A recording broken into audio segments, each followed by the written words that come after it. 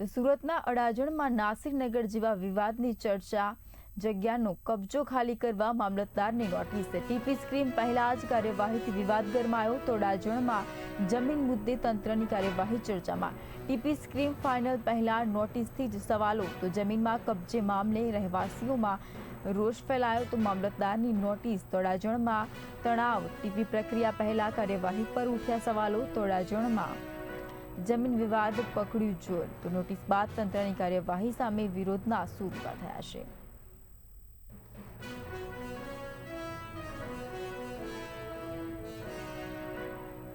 તો અડાજણમાં જમીન વિવાદે જોર પકડ્યું. તો નાસિરનગર જેવી ઘટનાનું સુરતમાં ફરી પુનરાવર્તન થયું છે. નોટિસ બાદ તંત્રની કાર્યવાહી સામે વિરોધના સૂર ઊભા થયા.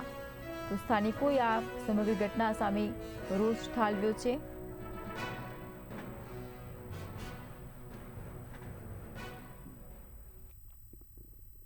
તો આ જ મુદ્દે વધુ માહિતી માટે અમારા સંવાદદાતા રશ્મિ રાણા જોડાઈ ચૂક્યા છે.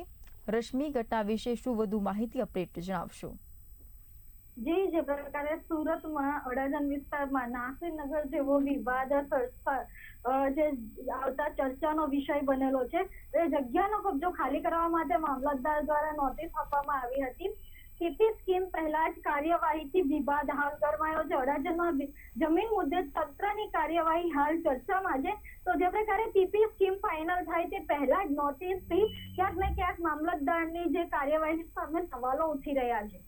તો જે પ્રકારે જે મહત્વની વાત છે કે જો વાત કરવામાં આવે તો જ્યારે કોઈ પણ વિસ્તારમાં ટીપી સ્કીમ અમલમાં આવે છે ત્યારે તે સ્કીમ સંપૂર્ણપણે મંજૂર થયા બાદ જ સ્થાનિક મ્યુનિસિપલ કોર્પોરેશન દ્વારા કાનૂની પ્રોસેસ કરીને જગ્યાનો કબજો મેળવવાની સત્તાવાર કાર્યવાહી કરવામાં આવતી હોય છે. પરંતુ અડાજણ મામલતદારે કયા દબાણ હેઠળ કે કઈ લાલચમાં આવીને આ ટીપી સ્કીમ હજુ પ્રાથમિક લેવલ પર હોવા છતાં જગ્યા ખાલી કરવાનો હુકમ કર્યો તો સૌથી મોટો સવાલ ઉઠી રહ્યો છે. જી, તો આ જવાબદાર અધિકારીઓ સામે કાર્યવાહી થશે ખરી? જી, ચોક્કસથી. જે પ્રકારે હાલ અત્યારે જે નાસિરનગરના મુદ્દાને લઈને જે હાઈકોર્ટમાં મામલો પહોંચ્યો છે અને જે બીજા એક બાદ એક ખુલાસાઓ થઈ રહ્યા છે, તે પ્રકારે જો ચોક્કસથી કોઈ કાયદાકીય પ્રક્રિયા કરવામાં આવશે તો આ મામલે પણ કોઈ કાર્યવાહી કરવામાં આવશે તેવું લાગી રહ્યું છે. જી. સમગ્ર માહિતી બદલ આપનો આભાર રશ્મિ. જી.